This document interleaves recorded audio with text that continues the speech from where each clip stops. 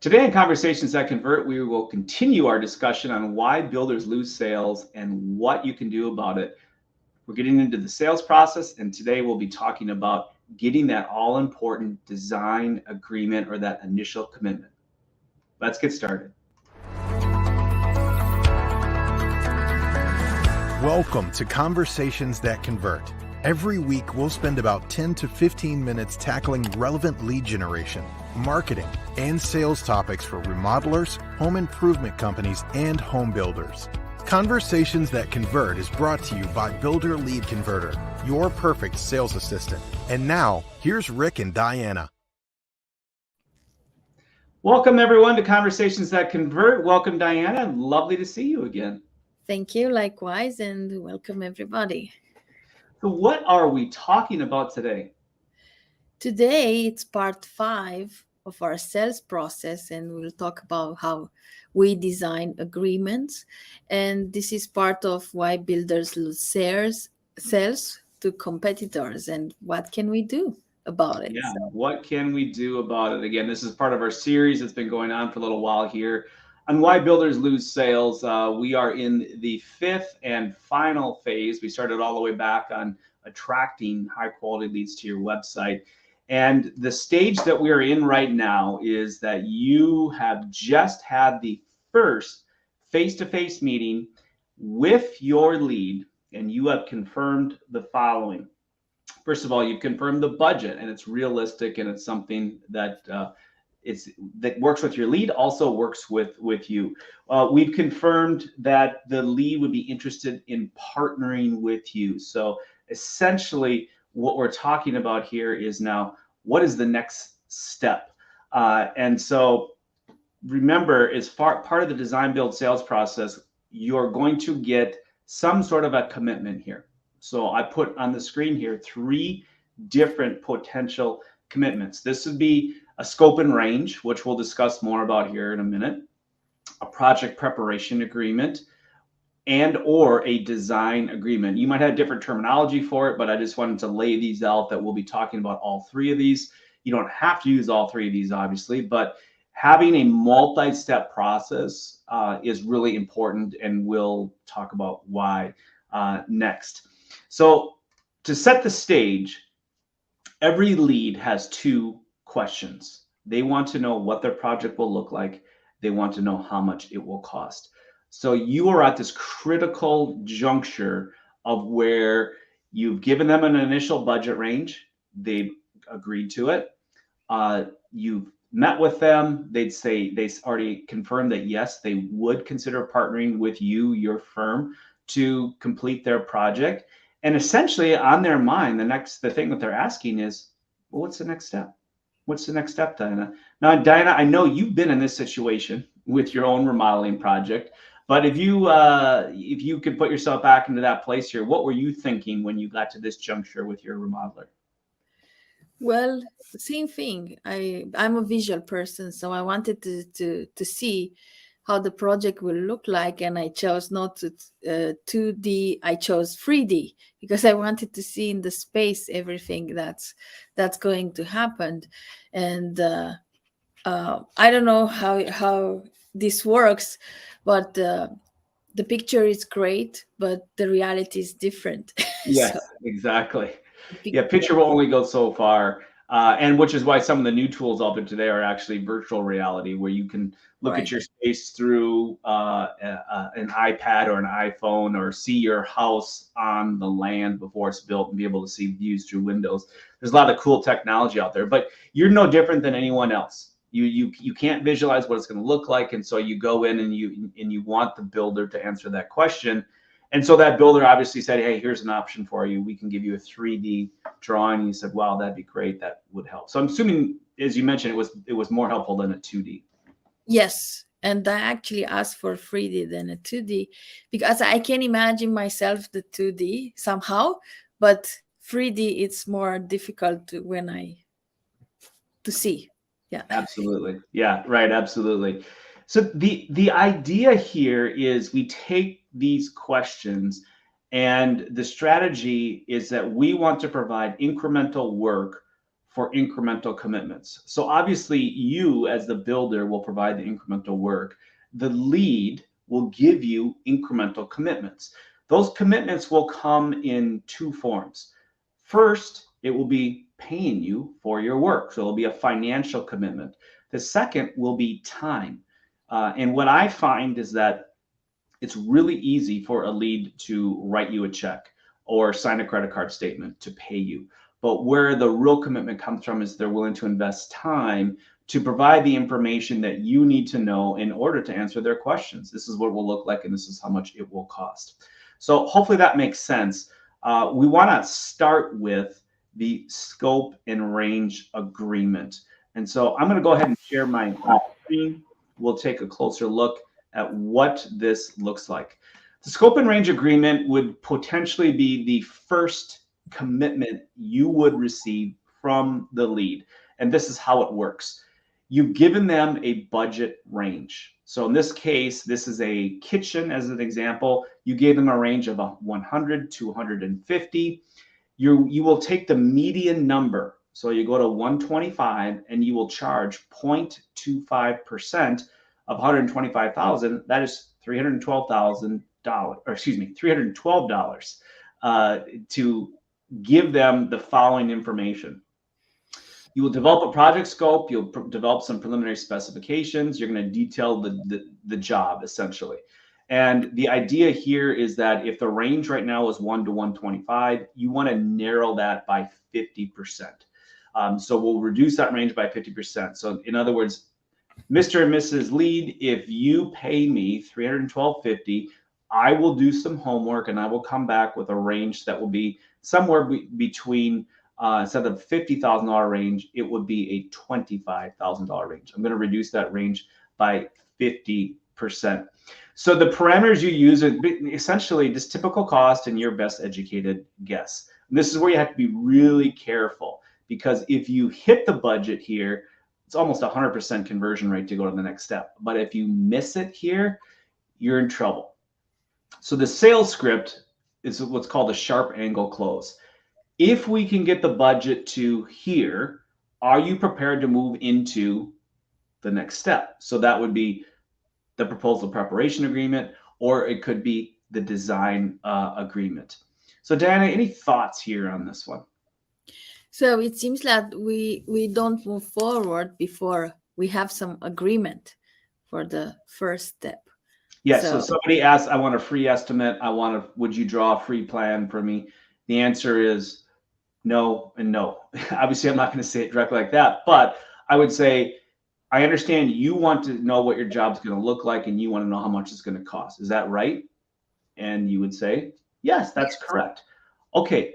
So the next step in the process is our scope and range study, our feasibility study. This is what you will get. Okay. So that's the incremental work that I will do. And this is what you would need to provide. This is a financial commitment of roughly 0.25% of the median budget.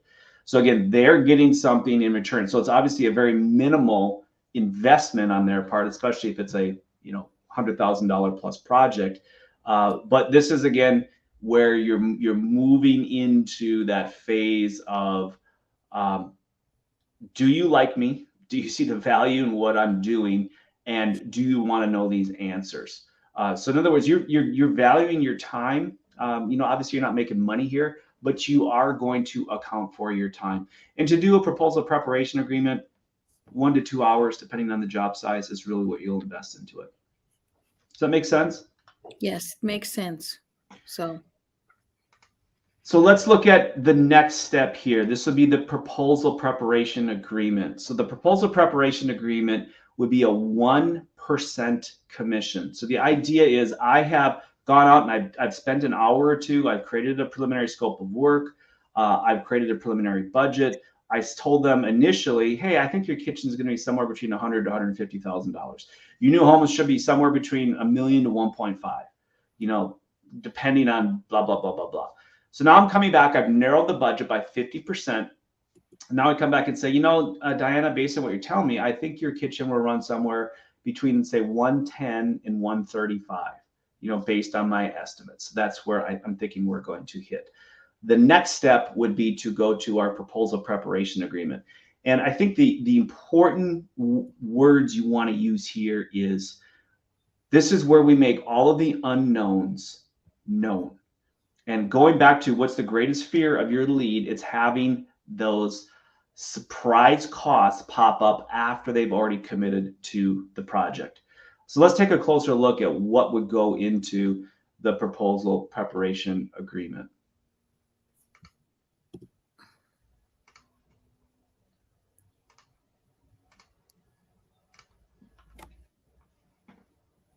All right, so 1% of the budget. Just a note here, design is paid for separately. So this is only for your estimating services. So what you will do, again, what's the incremental work you will do? You will create a vendors list. You will get a production schedule put together, based on when you can start the project and when you would anticipate it would be completed. If it's a remodel, obviously you're going to bring trades out to the job site. Any formal estimates you will get from your trades. You will have the lead do all the selections for their project. And this mentions there'll be a workbook attached to that. Now, this is the key. If the final proposal comes within the scope and range budget, it's almost 100% conversion. And what you are essentially doing here is that you are dating before you get married. So you're not a builder at this point. You are a consultant. You're an advisor, and you are providing the information to the lead so they can make a well-informed choice. This also gives you the opportunity to build a trusted relationship and solidify the value of your services and your expertise. So if you do this right, you've done two things. Number one is you have a good working relationship with you. They really value what you're doing. And number two, you've made the unknowns known. You've essentially answered their questions before they've ever had to start the job. So the idea here is I'm creating a lot of confidence with my client prior to them marrying me, because we know once they sign that contract, it could be months, if not years, between production and warranty. Diana, what do you think about this one?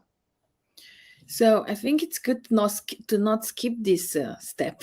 It's very important to pay attention to and just follow the process. It's so true. Follow the process. It's simple words out there, but yet about 50% of builders do not have a formal sales process, or they'll do it differently based on the situation they find themselves in with the lead. And from a personal anecdote, when I was a salesperson and selling new homes and remodeling projects, one of the things I always would reflect back on is that if I had a sale that took a left turn and fell off the rails, I would always go back and I would critique what was my process.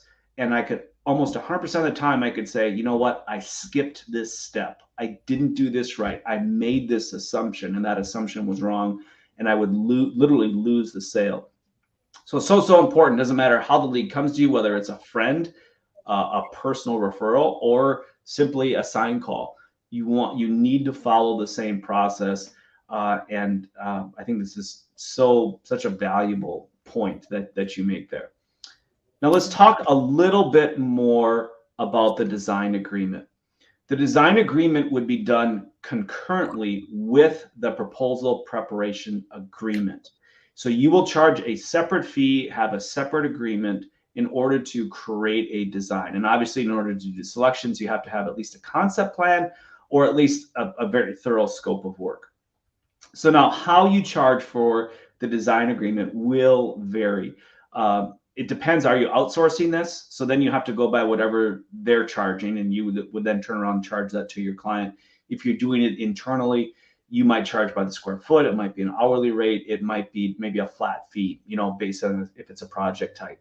I really think either hourly or price per square foot are probably the best ways to do this. Most of my clients that work externally, like say with an architect, there would be a retainer that would be put down with that architect. The architect would charge X amount of dollars per hour or per square foot to design that plan. And then if that retainer runs out, another bill goes back to the lead to pay more money, and you keep going. you can get behind a design really, really fast as somebody, especially if they make a lot of changes and go back and forth. So that's why I do not like flat fees. I understand for smaller projects that might be the simplest way to do it, but for larger projects, definitely hourly or price per square foot, I think works a little bit better. Diana, any thoughts on that?